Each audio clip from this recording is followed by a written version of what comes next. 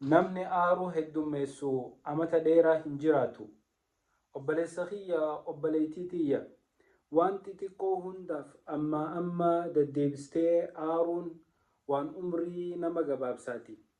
Akkasuma ammallee aara baay'isuun waan gammachuu namarraa fuudhaati.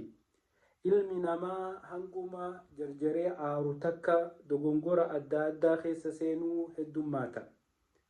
Aarri qalbii tana nagee namarraa fuudheeti nagee nama dhoorka.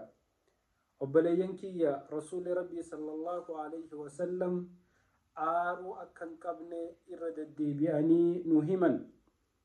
عن أبي هريرة رضي الله عنه أن رجلا قال للنبي صلى الله عليه وسلم أوصني قال لا تغضب فردد مرارا قال لا تغضب رواه البخاري.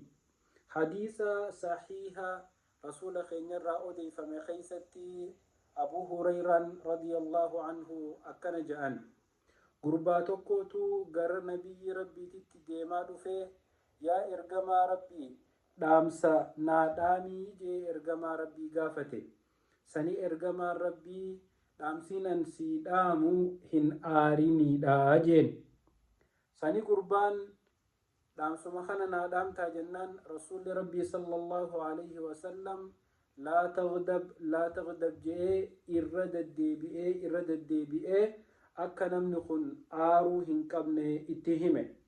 وبلين كيا علم نما وني بديه الدميسوف آر إفي توهجو دبئ وني تكو قدون هندي إسا آرسته نما وان أركو هندت كموفد نما وان دقيو هندت كموفد nama xiqqoo timbayne guddoo timbayne wanni dhufti hunda isa mufachiistu yoo ta'e namni kun rakkina gurguddaa keessa seena.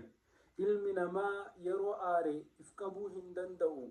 Yeroo aare qalbiin nagaa ilma namaatun namarraa deemti. Aaree nama tokko dhawee lafaan buusee faa lubbuu namaa baasuu danda'a. Kanaaf obboleeyyan kiyya waan isin neyne hunda keessa seentanii aara ifittiin heddummeeysina. Yeroo wanni isin muufachiistu takka jiraatte akka muufattaniin jarjartanii waan murteessina. If tasgabbeessa.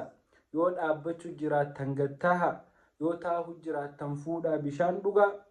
Aarri amala shayxaanaati. Amala shayxaanaa diduu ammoo rabbiitu itti nu ajaja.